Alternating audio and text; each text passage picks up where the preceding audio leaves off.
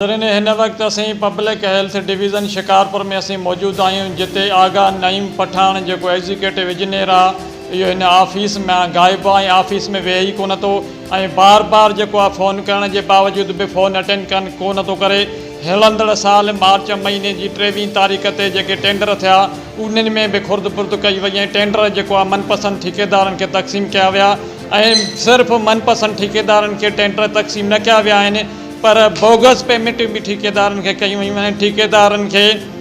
मुकमल तौर ते फैसिलिटेट कयो वियो आहे ऐं सिपरा रूल्स 2010 जी भञकड़ी कंदे पब्लिक हेल्थ इंजीनियर खाते में मुकमल तौर ते सरकारी बजट ते धाड़ो हयो वियो आहे। तव्हां ॾिसी रहिया आहियो त हिन ऑफिस ते मुकमल तौर ते ताला लॻल आहिनि ऐं पब्लिक हेल्थ इंजीनियर जेको आहे आगा नईम पठान जेको आहे हिन ऑफिस मां गायब आहे। ऐं इहो ॿुधायो वञे थो त पब्लिक हेल्थ डिपार्टमेंट कुछ मनपसंद ठेकेदारनि के हवाले थियल आहे, जेके बासर ठेकेदार आहिनि उन्हनि जो कब्ज़ो आहे। लेकिन हक़ीक़त में इहा आहे त हीअ जेकी ऑफिस आहे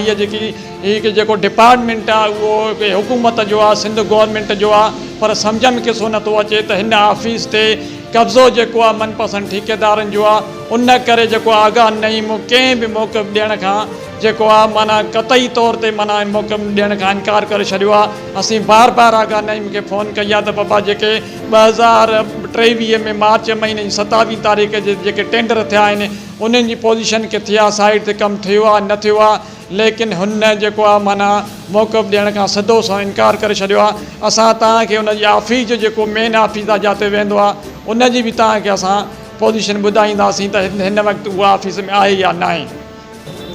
नाज़रीन, हीअ एग्जीक्यूटिव इंजीनियर आगा नईम जी ऑफिस आहे जिते तव्हां इहे साइन बोर्ड ॾिसी रहियो आहियो त हीअ आगा नईम जी ऑफिस आहे, लेकिन हीअ ऑफिस मुकमल तौर ते बंदि आहे। आगा नईम जो को अतो पतो कोन्हे त आगा नईम किथे वेंदो आहे, किथे वेंदो आहे। फ़ोन अटेंड करण लाइ तयारु न आहे, न मिलण लाइ तयारु आहे, न मौक़िफ़ ॾियण जे लाइ तयारु आहे। सिर्फ़ु ऐं सिर्फ़ु हिन पब्लिक हेल्थ इंजीनियरिंग ऑफिस में जेको डिक्टेटर बणियल आहे, जेको शहनशाह बणियल आहे, जेको मुकमल तौर ते बदमाश बणियल आहे हिते ऑफिस में पब्लिक हेल्थ इंजीनियरिंग में, हुन हिते पब्लिक हेल्थ इंजीनियरिंग में कुझु 62 ठेकेदारनि जो कब्ज़ो आहे। लेकिन हक़ीक़त में इहा आहे त हीअ ऑफिस सिंध गवर्नमेंट जी आहे, लेकिन सिंध गवर्नमेंट जी ऑफिस हिन खे ऑफिस नथो सम्झो वञे पर चंद मनपसंद ठेकेदारनि जो कब्ज़ो आहे, जेके सिपरा रूल्स 2010 जी भञकड़ी कंदे 23 तारीख़ ते जेके टेंडर थिया आहिनि उन्हनि में भी खुर्द बुर्द कई वई आहे। ऐं हाणे जेका जून क्लोजिंग अचे पई, जून क्लोजिंग में भी बोगस पेमेंटियूं कयूं पियूं वञनि।